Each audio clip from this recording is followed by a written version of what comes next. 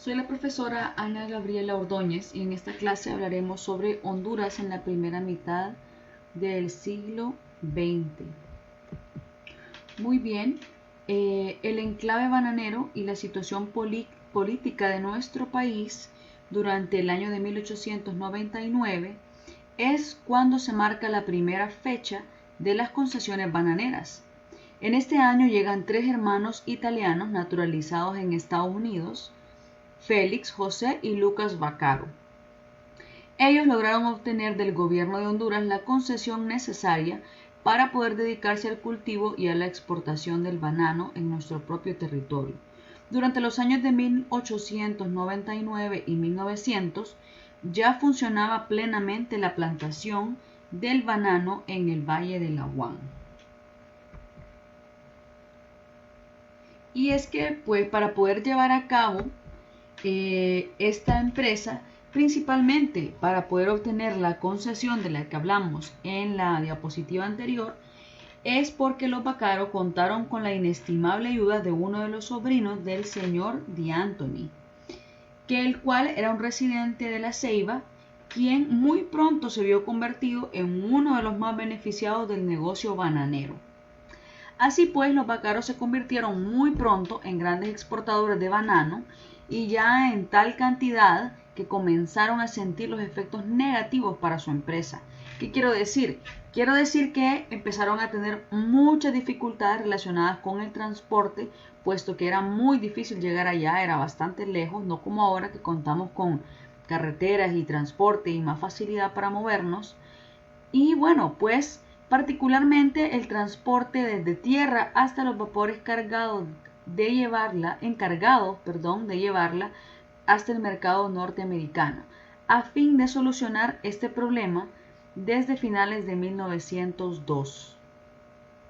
Pues bueno, comenzaron a gestionar una concesión ante el gobierno de Honduras para poder canalizar las bocas de los ríos Salado y el Porvenir, y así llevar a cabo la construcción de cauces artificiales en el año de 1904, donde se logra por fin obtener la concesión solicitada, la cual debería tener una duración de 10 años. Así que, bueno, en esta parte concesionaria se va a adquirir también el derecho para poder realizar la construcción de un tranvía de vapor, el cual comunicaría en ese tiempo las fincas situadas entre los ríos Salado y Zacate y las inmediatas, que eran el Porvenir, con una extensión de 5 a 10 millas, pudiendo extenderse hasta el propio Porvenir. Imagínense, era enorme, si así conviniera a los intereses del concesionario, y extender además los ramales que se considerara necesario a fin de llegar las frutas a la línea principal. Bueno, con esto de la concesión es de que la concesión también se concedió un uso libre y gratuito de una faja de terreno de 30 pies de ancho, así como las extensiones necesarias para la construcción de plataformas, además estaciones, edificios y otros lugares para la conservación de la fruta y mantener a salvo el paradero de las frutas. Aquí podemos ver la fotografía del ferrocarril. Miren qué interesante que ya para 1905 los Vaccaro disponían de una línea de ferrocarril que abarcaba una distancia aproximada de 7 u 8 millas desde la barra del Salado hasta la propia ciudad de La Ceiba. Bien, la contrata oficial con los Vaccaro en realidad fue objeto de posteriores modificaciones, o sea, tuvo algunos cambios. Y estas modificaciones no se contemplan dentro de la canalización de los ríos, sino más bien la prolongación del ferrocarril desde La Ceiba hasta la ciudad de Yoro, en el departamento del mismo nombre, y de la construcción de un muelle. Eso también, miren qué interesante. Toda esta información, chicos, forma parte de lo que actualmente constituye el imperio industrial y comercial de la gran y famosa Standard Fruit Company. Muy bien, así que hay otros personajes muy interesantes. En este caso, el señor Manuel C. Murray y el enclave bananero en Honduras es muy importante, pues no solamente se explotaba banano, también se explotaba caña de azúcar, tenían fábricas de jabones, tenían una fábrica de cervezas, también tenían una fábrica de calzado, una destilería y hasta montaron un banco. Miren qué interesante. Así que asociado con Hubbard, que poseía una pequeña compañía que distribuía bananos en móviles, y se había asociado con C. Murray para el negocio bananero. Ambos constituían una nueva compañía gracias a la financiación de la gigantesca United Fruit Company. Así que en un principio Hubbard y C. Murray se dedicaban esencialmente a la compra de banano en Honduras y su posterior venta en los Estados Unidos. A través de estas distribuidoras de la United fue cuando C. Murray adquirió los derechos de Stretch, los cuales se dedicó al cultivo de la fruta en gran escala y por sí solo. Aquí tenemos una fotografía, miren, de Samuel C. Murray. Él era hijo de un labriguero.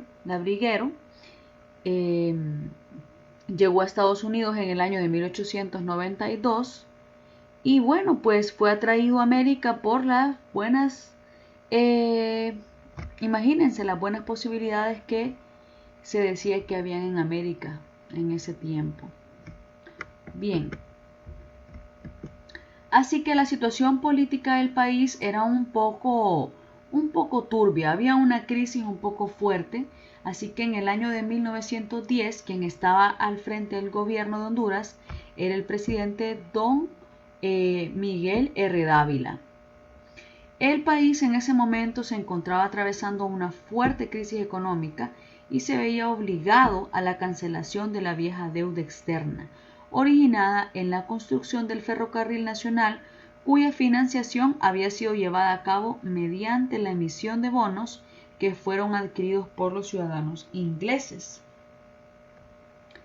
Bien, bueno, pero realmente pues para poder librarse de esta situación tan difícil, pues se enfrentaban a una crisis muy fuerte.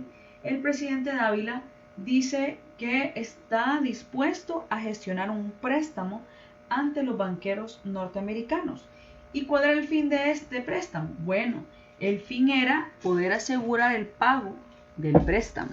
Honduras estaba comprometiendo sus ingresos aduanales. Esto era porque estaban accediendo a que estos fueran controlados y regidos por un recaudador general que debía ser nombrado por el gobierno americano. El descontento de tal acción había generado que el pueblo hondureño se fuera aprovechando principalmente por la oposición. En este caso por el general Emanuel Bonilla, el cual fue presidente de Honduras y había sido derrocado en el año de 1907. Aquí tenemos una foto, miren, del general Emanuel Bonilla. Tenemos un teatro nacional con el nombre de este expresidente. Así que C. Murray también se contaba entre los descontentos por las iniciativas del presidente Dávila, aunque sus razones eran radicalmente distintas.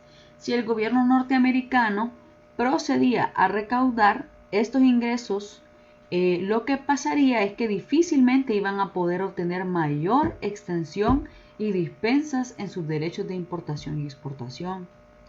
Así que era muy difícil, pues en este punto, por muchas razones y por muchas diferencias que tenían, a pesar de todo, coincidían con el opositor y el empresario bananero. Así que C. Murray se encontraba aportando toda la ayuda financiera para que el presidente Bonilla, bueno, el expresidente Bonilla, pudiera invadir el país alzarse en armas y proceder al derrocamiento del presidente Dávila. Finalmente logra su cometido al obligar al presidente Dávila a renunciar, y en los últimos días del mes de octubre de 1911 el general Bonilla asciende a la silla presidencial, se imaginan, y se constituía presidente de la República. Luego, en marzo de 1912, apenas solo habían pasado 5 meses desde que el presidente Manuel Bonilla había sido capturado, mediante el decreto número 78 se le dan en arrendamiento a Semurray 10.000 hectáreas en iguales condiciones a las que fueron impuestas a Esterich en 1902. A continuación les comparto la bibliografía por si quieren hacer alguna consulta. Muchas gracias.